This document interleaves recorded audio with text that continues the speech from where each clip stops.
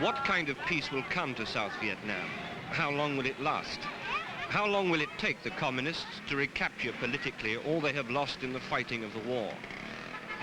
There's an easy, glib answer in Saigon. It all depends, they say, on the staying power of the dollar after the Americans have pulled out.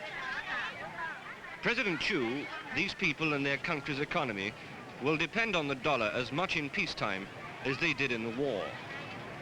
It's argued that the only way to prevent the communists' rise to power in the promised peacetime elections is to continue to pour more American money into South Vietnam. It's been estimated that this country depends 85% on American aid, and it shows. Saigon, despite the long war, now seems to be booming. The marketplaces are full, and as Tet, the Vietnamese New Year, approaches, people are buying at such a rate that already spending records have been broken.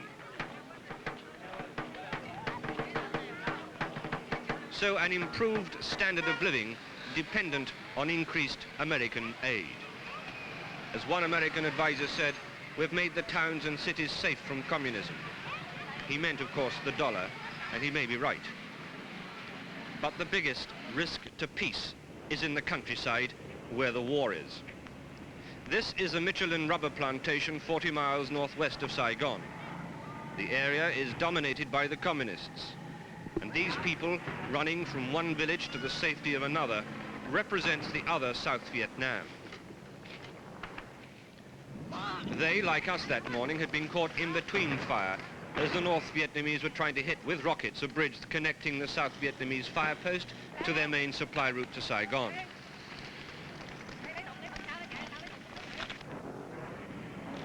The people in the countryside know nothing of the consumer food. They bear the brunt of the fighting. Their families are sometimes killed accidentally as American and South Vietnamese aircraft bomb communist positions.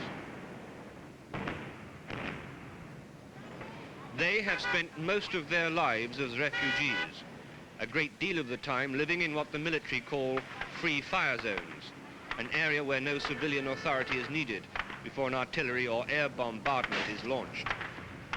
It is these people the communists will rely on for political support in the peace. It was their sons who were recruited as Viet Cong, and they provided food and shelter to the guerrillas.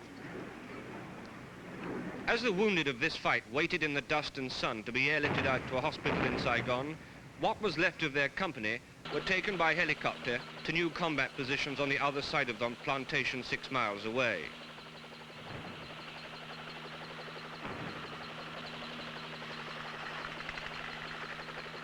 The war is slowing down, it seems. People are now preparing themselves for the political infighting that's soon about to begin. There are expected to be many casualties.